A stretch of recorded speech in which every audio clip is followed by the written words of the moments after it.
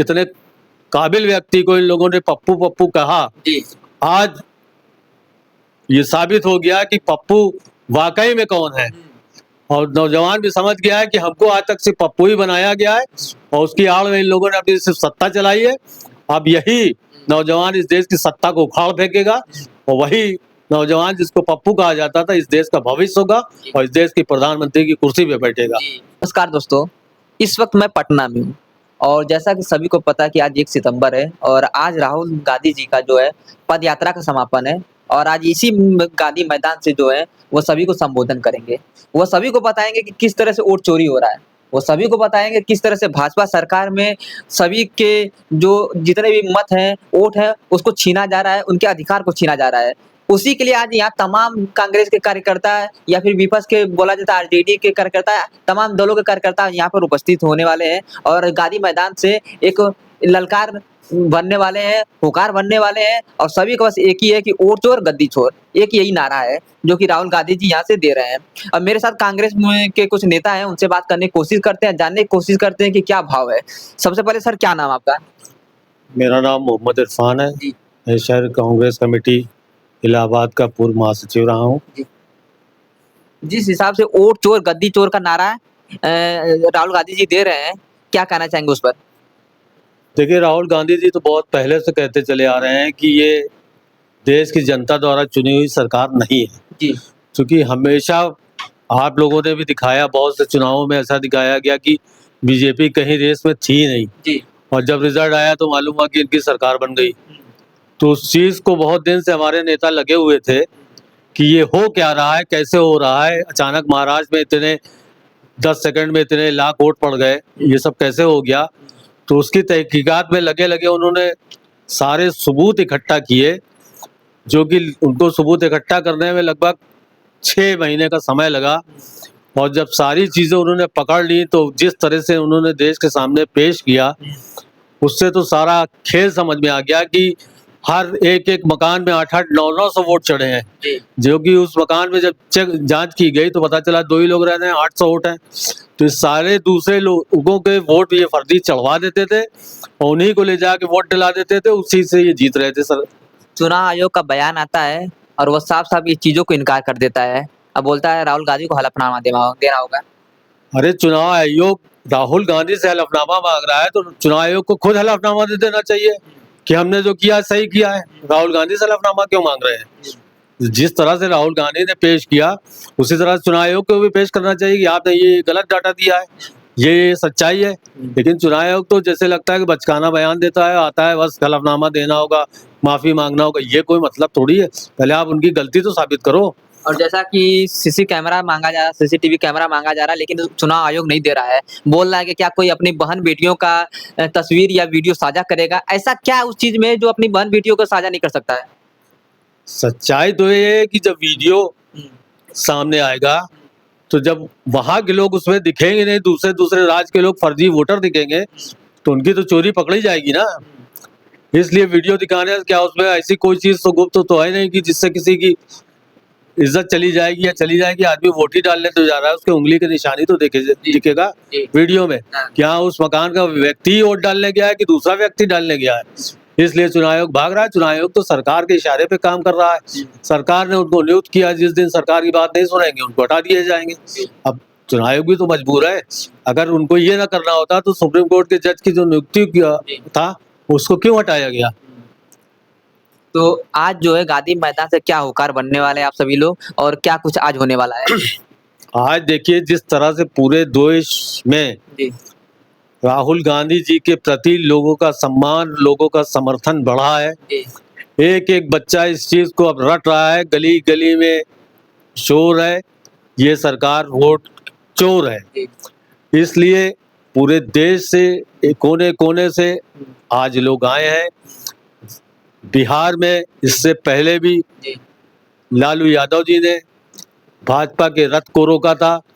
आज उसी तरह से हमारे नेता राहुल गांधी ने वोट चोरों की जो सरकार बनी है उसको पकड़ लिया है और इसी बिहार से पहला सत्ता परिवर्तन होने जा रहा है, जो लगभग 20 सालों से नीतीश कुमार की भ्रष्ट सरकार बिहार में मौजूद है और बिहार को एकदम तहस नहस बर्बाद कर डाला है। अब बिहार के लोगों ने भी तय कर लिया है कि अब हमको बदलाव चाहिए और इन वोट चोरों को सत्ता से बेदखल करना है।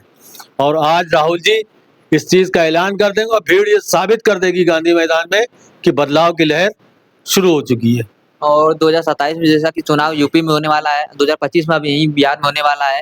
इन सब चीज़ों को किस तरह से देख रहे हैं? और क्या अभी से कांग्रेस पार्टी पूरी तरह से लग गई है अपने सत्ता में आने के लिए? देखिए, माहौल तो धीरे-धीरे पूरे देश में बदल गया है। जी, अब इसके बाद केरल के चुनाव होने, आसाम के चुनाव होने, आपको खुद दिखेगा जब यहाँ की सत्ता परिवर्तन हो जाएगा, तो बाकी जगह तो अपने आप एक तूफान सा खड़ा हो गया है। आजकल देखिए ना, जो आदमी राहुल गांधी का नाम नहीं सुनना चाहता था, वो खुद कह रहा है कि हम लोग गलत थे। जी, राहुल जी जो कहते हैं वो तो होता ज़रूर है, लेकिन देर में होता है। जी, अब उनकी सारी चीज़ें तो सही होती है, चाहे जीएसटी ले लीजिए, जी, चाहे नोटबंदी ले लीजिए, चाहे कोविड के टाइम ले लीजिए, जी, जो उन्होंने भविष्यवाणी की, वो सच साबित हुई। अब ये तय हो चुका है कि देश इन लोगों से, झूठ मक्कारों से तंग आ चुका है और खास करके नौजवान जी, जिनके साथ ये खिलवाड़ कर रहे हैं, जिनकी ज़िंदगी से खिलवाड़ कर रहे हैं, नौकरी से बेरोज़गार हैं। अब वो जान चुका है कि अगर हमको सम्मान मिलेगा, हमको रोज़गार मिलेगा, तो सिर्फ़ राहुल गांधी के नेतृत्व में ही इस देश में सरकार बनेगी, तभी हम रोज़गार पाएँगे और पूरे देश में परिवर्तन की लहर हो रही है। इसके बाद एक लहर नहीं, एक तूफ़ान, एक सुनामी आएगी। जी, इस देश में कितना परिवर्तन होगा, ऐतिहासिक परिवर्तन होगा और ये अब की जब जाएँगे तो जिस 50 वर्षों के लिए जी। इनको लौटने का हाँ। कोई संभावना ही नहीं है। और जैसा कि आप बोल रहे थे कि पूरा युवा जो है अब साथ दिख रहा है और मैंने भी बहुत सारे युवाओं से बात किया और सारे युवा एक ही चीज़ बोल रहे थे कि जो राहुल गांधी को पप्पू पप्पू शब्द का चुन दिया जाता कि ये पप्पू है, लेकिन राहुल गांधी पप्पू नहीं, हमें पप्पू बनाया जा रहा था, सारे युवाओं को बनाया जा रहा था। आज वही जो युवा है रोजगार मांगने जाते हैं या फिर पढ़ाई के लिए, सिलेक्शन के लिए जब धरना करते हैं तो उन पर लाठियां चार्ज होता है और वही जब कांवड़ यात्रा निकालता है तो उन पर पुष्प वर्षा होता है। इस तरह से भेदभाव जो युवाओं पे हो रहा है उसको किस तरह से देख रहे हैं? देखिए, राहुल जी हमेशा नौजवानों के साथ खड़े रहे हैं जी, और ये सरकारें सिर्फ आज देखिए, कल जब हम लोग यहाँ आए तो लोग बता रहे हैं कि विज्ञापन छपा है नौकरियों का। लोग कह रहे हैं ये विज्ञापन तो 14 में भी छपा था। उसके बाद भर्ती आज तक नहीं हुई। अब चुनाव को 1-2 महीना बचा हुआ है, तो कहाँ भर्ती होगी, कहाँ विज्ञापन होगा। सिर्फ नौजवानों की भावनाओं से खिलवाड़ कर रही है ये सरकार। किसी को कोई रोजगार नहीं देना। सबसे ज्यादा अगर भविष्य खराब हो रहा है तो इस देश के नौजवानों का भविष्य, इस देश का नौजवान इस देश का भविष्य है। अगर नौजवानों का ही भविष्य खराब होगा तो इस देश का भी भविष्य सुरक्षित नहीं रहेगा। इसलिए नौजवान भी समझ चुका है, जिस इतने काबिल व्यक्ति को इन लोगों ने पप्पू पप्पू कहा, जी, आज ये साबित हो गया कि पप्पू वाकई में कौन है। और नौजवान भी समझ गया है कि हमको आज तक सिर्फ पप्पू ही बनाया गया है और उसकी आड़ में इन लोगों ने अपनी सिर्फ सत्ता चलाई है। अब यही नौजवान इस देश की सत्ता को उखाड़ फेंकेगा और वही नौजवान जिसको पप्पू कहा जाता था इस देश का भविष्य होगा और इस देश की प्रधानमंत्री की कुर्सी पे बैठेगा। जी। और जैसा कि आज बिहार के धरती पे आप लोग आए हुए हैं प्रयागराज से और तेजस्वी यादव ने खुले दिल से बोल दिया है कि हम राहुल गांधी को प्राइम मिनिस्टर बनाने के लिए रेडी हैं और बनाएंगे। क्या राहुल गांधी भी खुले दिल से ये बोलेंगे कि इस बार मुख्यमंत्री बनने वाले तेजस्वी यादव? देखिए, ये सब चीजें जो प्रोपगंडा भाजपा चला रही है, जी, इसमें कोई भटकने वाला नहीं है। हाँ, राहुल जी इस देश का भविष्य है। राहुल जी प्रधानमंत्री बनेंगे हाँ, और बिहार का वो नौजवान जो उनके साथ कंधे से कंधा मिलाकर चल रहा है, जी, ये दोनों लोग तय करेंगे कि मुख्यमंत्री कौन होगा, बागडोर किसके हाथ में होगी। ये हम आप तय नहीं करेंगे, ये जनता तय करेगी कि कौन मुख्यमंत्री होगा। न राहुल जी तय करेंगे, न तेजस्वी जी तय करेंगे। चलिए एक लास्ट सवाल रहेगा कि 2014 से लगातार आप लोग संघर्ष कर रहे हैं और ऐसे कई राज्य हैं जहाँ पर आप लोग संघर्ष कर रहे हैं लेकिन सत्ता हाथ में नहीं आ पा रही है और क्या लगता है क्या कमी रह जाएगी? वोट चोर वाला मामला है कि या फिर कुछ और भी कमियां हैं जो जिस वजह से आप लोग सत्ता में नहीं आ पा रहे हैं? देखिए, कमियां तो कुछ नहीं है, लेकिन इन सरकारों ने देश को इतना गुमराह कर दिया, जी, धार्मिक आधार पर और अन्य मुद्दों से भटका कर। लेकिन अब सबको समझ में आ गया है कि हमारे साथ खिलवाड़ हो रहा है और हमको बेवकूफ़ बनाया जा रहा है। और सबसे बड़ी चीज़ थी तो ये तो जनता के वोट से जीत नहीं रहे थे, जी, अब तो पकड़ में आ गया है।